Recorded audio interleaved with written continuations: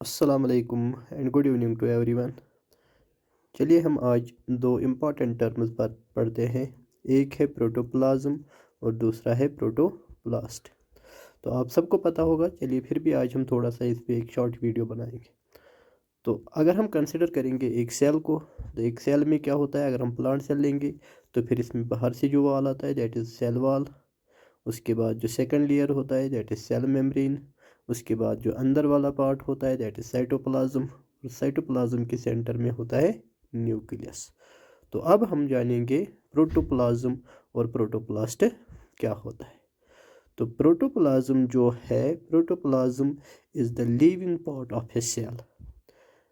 तो प्रोटोप्लाज्म में क्या क्या आता है, cytoplasm plus nucleus collectively forms the protoplasm. तो प्रोटोप्लाज्म में क्या क्या आता है, एक आता है cytoplasm plus nucleus and this part is considered as the living part of a, जैसे कि आपकी स्क्रीन पे भी आ रहा होगा कि प्रोटोप्लाज्म में क्या आता है, एक इसमें आता है साइटोप्लाज्म और प्लस आता है इसके साथ न्यूक्लियस। तो जब हम साइटोप्लाज्म और न्यूक्लियस को एक साथ हम कहते हैं कि ये होता है protoplasm. So protoplasm is the living part of the cell. तो आप अपनी स्क्रीन पे देख रहे होंगे the living substance inside a cell including the cytoplasm and nucleus. तो कंपोनेंट्स क्या है प्रोटोप्लाज्म के, इसमें साइटोप्लाज्म आता है और न्यूक्लियोप्लाज्म आता है। तो इसका अगर हम नेचर देखेंगे, ये जेली लाइक सेमी फ्लूइड होता है और ये जो होता है it contains all the living part of a cell.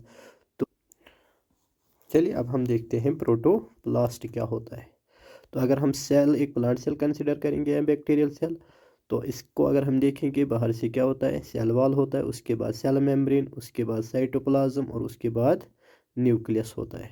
तो जब हम सेल वॉल को निकाल के जो रिमेनिंग पार्ट होता है that is cell membrane plus cytoplasm plus nucleus, these all parts are collectively called the protoplast. तो यहाँ हम ये भी कह सकते हैं कि प्रोटोप्लाज्म के साथ जब हम ऐड करेंगे सेल मेम्ब्रेन तो वो बन जाता है प्रोटोप्लास्ट। तो protoplasm plus cell membrane is called protoplast. तो जब हम सेल मेम्ब्रेन को रिमूव करेंगे that means then there remains the protoplast. तो आपकी स्क्रीन पे भी आ रहा होगा प्रोटोप्लास्ट क्या होता है। एप्पल, अगर हम कोई भी प्लांट या बैक्टीरियल या फंगल सेल कंसिडर करेंगे जिनमें सेल वाल प्रेजेंट होता है, तो वहाँ पे अगर हम सेल वाल को रिमूव करके जो रिमेनिंग पार्ट रह जाता है जिसमें फिर प्लाज्मा मेम्ब्रेन आता है, प्रोटोप्लाज्म आता है, this all is called the protoplast.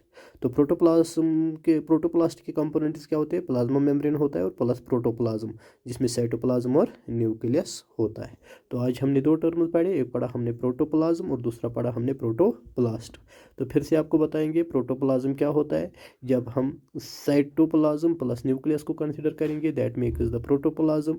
जब हम साइटोप्लाज्म और न्यूक्लियस के साथ ऐड करेंगे सेल मेम्ब्रेन को तो that makes the protoplast. Thank